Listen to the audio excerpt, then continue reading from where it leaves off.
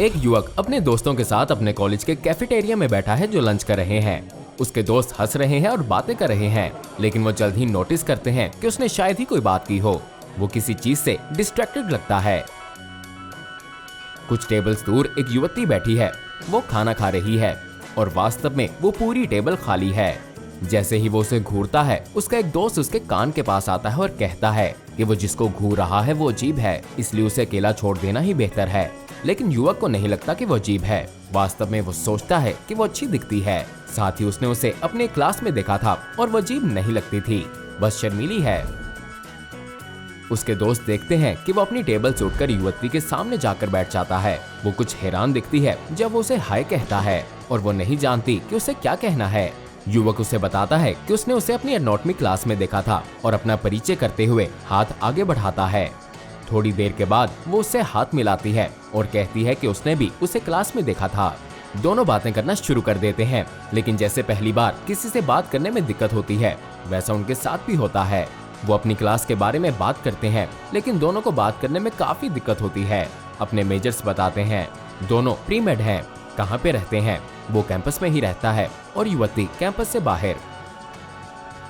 युवक को अपनी अगली क्लास में जाना है, लेकिन वो उससे पूछता है कि क्या वो किसी समय एक साथ पढ़ना चाहती है। युवती हिचकिचाती है, लेकिन फिर मान जाती है और वो मोबाइल नंबर्स एक्सचेंज कर लेते हैं। युवक के चेहरे पर एक बड़ी मुस्कान होती है और वो अपनी क्लास की ओर चला जाता है। उस रात युवक अपने कमरे में पढ़ रहा होता है।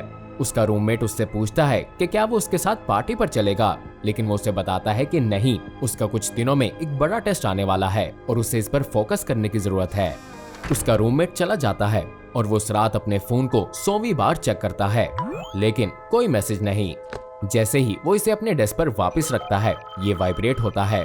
एक मैसेज है और ये उसका है। ये चैप्टर वास्तव में कठिन है, क्या तुम एक साथ पढ़ना चाहते हो? युवक उत्साहित है। बेशक वो एक साथ पढ़ाई करना चाहता है, लेकिन कहाँ? उसके अपार्टमेंट में। बढ़िया। वो बिना समय बर्बाद किए अपनी जैकेट और किताबें पकड़कर बाहर निकल जाता है। हल्की हल्की बर्फ गिरना शुरू हो जाती है जब वो अपनी साइकिल पर उसके अपार्टमेंट की ओर जाता है, जो कैंपस से 2 मील दूर है। वो अपनी साइकिल लॉक करके उसके दरवाजे की ओर जाता है और वो नर्वस महसूस कर रहा है।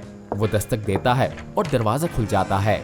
यहाँ वो है युवती, बिल्कुल वैसी ही अच्छी दिख रही जैसी कैफेटेरिया में दिख रही थी। युवती उससे अंदर आने का कहती है। उनके बैठने और पढ़ाई शुरू करने से पहले वो उसे वाइन ऑफर करती है।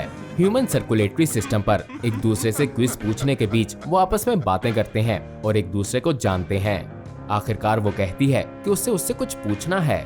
वो जानना चाहती है कि क्या उसे लगता है कि वो अजीब है। युवक हैरान होता है और कहता है कि नहीं, बिल्कुल भी नहीं। वो उसे बताती है कि वो जानती है कि ये अजीब है, लेकिन जब वो छोटी थी तो उसके स्कूल में किसी तरह एक अफवाह फैल गई थी कि वो डायन है। उसको नहीं पता कि शायद उसके बचपन से अब भी कोई इस कहानी को फैला रहा है। युवक ने ऐसा कुछ नहीं सुना था, लेकिन वो जानना चाहता था कि ऐसा कोई क्यों करेगा। वो उसे बताती है कि क्योंकि जब आप छोटे होते हो तो आप अजीब चीजें करते हो। आप एक पुरानी किताब में एक अनुष्ठान के बारे में पढ़ते हो और इसे केवल मजाक के लिए ट्राई करते हो। निश्चित रूप से कुछ भी नहीं होता है, लेकिन आपको किसी को नहीं बताना चाहिए कि आपने ये ट्राई किया था, वरना जीवन बहुत मुश्किल हो जाएगा। वो बाहर देखते हैं और अब वास्तव में बर्फ गिरना शुरू हो गई है और रात भी होती जा रही है। क्या वो रात में रुकना चाहता है? युवक को रुकना अच्छा लगेगा और सुबह साइकिल से कैंपस वापस जाना बहुत आसान होगा। वो उसे 1 मिनट रुकने के लिए कहकर अपने बेडरूम में चली जाती है। युवक नर्वस है। वो आज से पहले कभी ऐसी स्थिति में नहीं रहा है। उसकी कभी कोई गर्लफ्रेंड भी नहीं रही है और ना ही उसने कभी किसी लड़की को किस किया है। क्या आज की रात वो रात है? बेडरूम का दरवाजा खुलता है और युवती कमरे से बाहर आती है, कंबल और तकिए के साथ। वो उसे कंफर्टेबल होने का कहती है और ये भी कि वो सुबह मिलेंगे। युवक निराश दिखता है, लेकिन वो और क्या एक्सपेक्ट कर रहा था। युवती सिर्फ चाहती थी कि कोई उसके साथ पढ़ाई करे। ये सोचना बेवकूफी थी कि उसे उस पर क्रश है तो वो भी शायद उसे पसंद करती है, लेकिन शायद वो अच्छे दोस्त बन सकते हैं। युवक सोफे पर लेट जाता है और बाहर गिरती हुई बर्फ को देखता है। ये बहुत शांत जगह है, उसके कमरे की तरह नहीं जहां हर समय कोई न कोई आवाज करता रहता है। वो स्नोफ्लेक्स को खिड़की के पास गिरते देखता है जब उसकी आंखें भारी होने लगती हैं और वो सो जाता है। ये क्या था? युवक सहम जाता है। वो शपथ ले सकता था कि उसने कुछ सुना था। वो सुनता है, लेकिन अब केवल सन्नाटा है। वो वापस लेट जाता है और आंखें बंद कर लेता है। ये शायद कोई सपना होगा। नहीं, ये फिर से हुआ है। एक पॉपिंग आवाज और फिर और आवाजें, स्नैपिंग और रिपिंग, जैसे मांस को काटा जा रहा हो। ये क्या हो रहा है? युवक सोफे से उठकर चारों ओर देखता है। ऐसा लगता है कि ये आवाजें युवती के बेडरूम से आ रही हैं, लेकिन दरवाजा बंद है और कोई लाइट भी ऑन नहीं दिख रही है। लेकिन ये अजीब आवाजें अब भी आ रही हैं। युवक नहीं जानता कि वहां क्या हो रहा है, लेकिन वो बेहद घबराया हुआ है। वो दरवाजे की ओर एक कदम बढ़ाता है और आवाज रुक जाती है। वो क्या करे? क्या वो नाराज होगी अगर उसने दस्तक दी? लेकिन क्या होगा अगर वहाँ कुछ हो रहा हुआ तो? क्या पता उसे उसकी मदद चाहिए।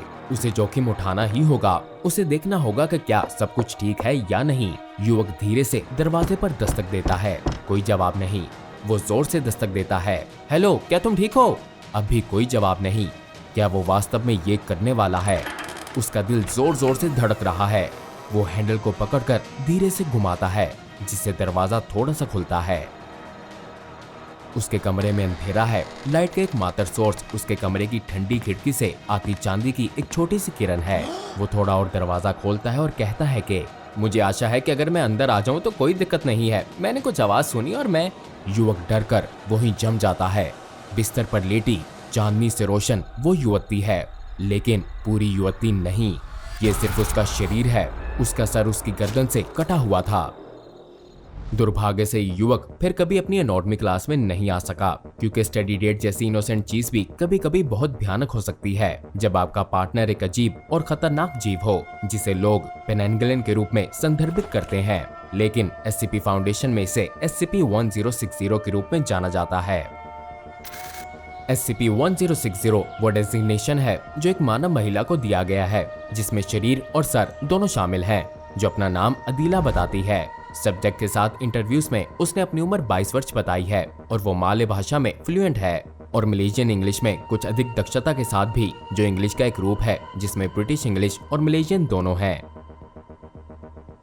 सब्जेक्ट ने इंटरव्यूअर्स को बताया कि वो एक ऑब्स्टेट्रिक नर्स है, जिसे ओबी के रूप में भी जाना जाता है, एक प्रकार की नर्स जो गर्भावस्था, श्रम और प्रसव के दौरान महिलाओं और उनके बच्चों की देखभाल करने में मदद करने में माहिर होती है। पहली नजर में ऐसा लगता है कि SCP-1060 पूरी तरह से सामान्य युवती है, और ये सच है, लेकिन केवल दिन के दौरान।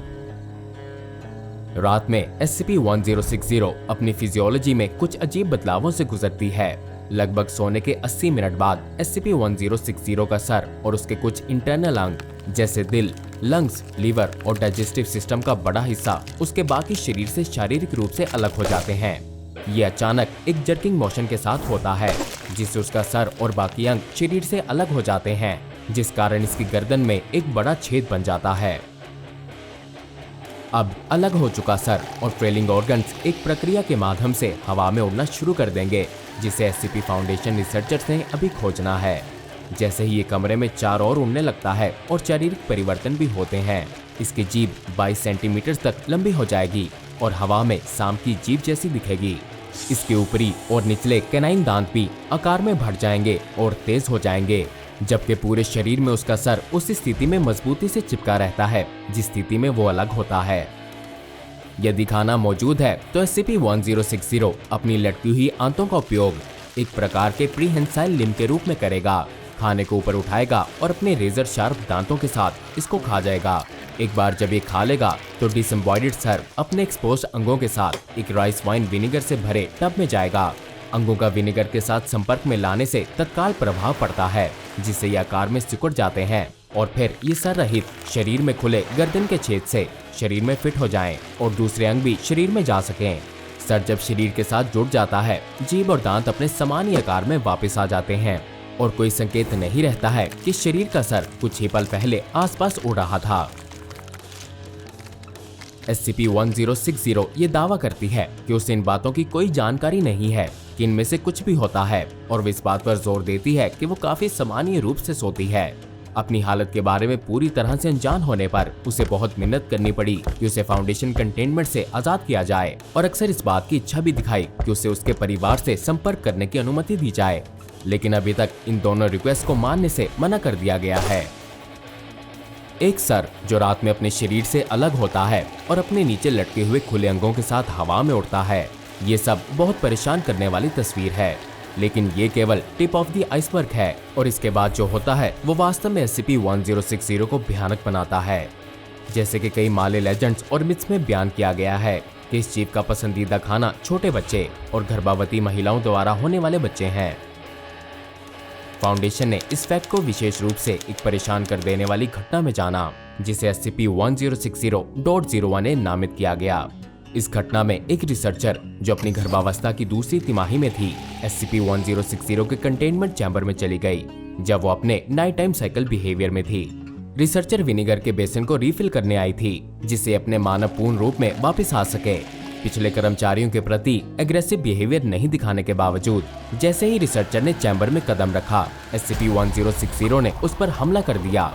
इसने अपनी लटकी हुई आंतों से रिसर्चर का हाथ पकड़ा और फिर जो हुआ वो बहुत भयानक था। ना ही रिसर्चर बच पाई और ना ही उसका होने वाला बच्चा। इस घटना के बाद SCP-1060 के कंटेनमेंट प्रोसीजर को अपडेट कर दिया गया ताकि ये निर्दिष्ट किया जा सके कि जो कर्मचारी गर्भवती हैं या उन्हें संदेह है कि वो गर्भवती हो सकती हैं, उन्हें इसके नाइट टाइम साइकिल के दौरान कंटेनमेंट चैम्बर में जाने की अनुमति नहीं है। जबकि SCP-1060 के ओरिजिन्स और इस युवती के पास ये अनॉमलस प्रॉपर्टीज कैसे आईं, ये अभी नहीं पता चला है। ऐसे कई किस्से हैं जो मलेशियन फोकलोर से उत्पन्न होते हैं, जिसमें एक ऐसे जीव का वर्णन किया गया है जो इससे काफी समान है, जिसे पेनेंगलिन के रूप में जाना जाता है, जो कि एक वैम्पायर जैसा जीव है। हालांकि एक महत्वपूर्ण अंतर था, इस मॉन्स्टर ने वही चुना जो वो था। मलेशियन मिथ्स एक विधि के बारे में बताती हैं जिसका उपयोग कुछ महिलाएं पेनेंगलिन बनने के लिए करती हैं, जहां वो विनेगर में एक रिचुअल बाथ लेते समय मेडिटेट करेंगी। सर को छोड़कर पूरा शरीर इसमें डूबा होना चाहिए और फिर एक काले जादू के प्रोसेस से वो अपने सर को अपने शरीर से अलग करने की क्षमता हासिल कर लेती हैं और SCP-1060 के समान दिखने वाले जीव में बदल जाती हैं। लेजेंड की कुछ मॉडर्न इंटरप्रिटेशंस इसे एक विकल्प के रूप में नहीं बल्कि एक कर्स के रूप में या फिर एक डिमोनिक पैक्ट टूटने के रूप में वर्णन करती हैं, लेकिन इन सभी का परिणाम महिला के समान है। जैसे कि SCP रिसर्चर्स इस विचित्र और काफी खतरनाक अनोमलस एंटिटी की जांच जारी रखेंगे। इसे साइट 33 में हर सेमी ह्यूमनॉइड ऑब्जर्वेशन और डिटेंशन सेल में रखा गया है। जब ये दिन के दौरान अपने पूर्ण मानव रूप में होती है तो इसे ऑन साइट कैफेटेरिया से खाना दिया जाता है, लेकिन रात को इसे 0.8 किलोग्राम मानव प्लेसेंटल मटेरियल प्रदान किया जाता है और इसे एक बेसन तक पहुंच प्राप्त है जिसमें कम से कम 4 लीटर राइस वाइन विनेगर होती है। इस एनोमली के बारे में ज्ञान की कमी और कुछ आबादियों के लिए जो ये खतरा है, उस कारण इसे यूक्लिड क्लासिफाई किया गया है। और हालांकि प्रोग्रेस स्लो रही है, लेकिन आशा ये है कि एक दिन इसे बेहतर ढंग से समझा जाएगा और फिर शायद ऐसा होने के बाद अदीला आखिरकार अपने घर जा सकती है। अब जाइए और जाकर SCP-015-IT द बुगीमैन की वीडियो देखें, जिसे देखने के बाद आप अपने आप को डरा हुआ पाएंगे। और हाँ, सब्सक्राइब बटन दबाकर नोटिफिकेशंस ऑन करना ना भूलिएगा। मिलते हैं जल्द ही एक और अनोमली और SCP फाउंडेशन के साथ।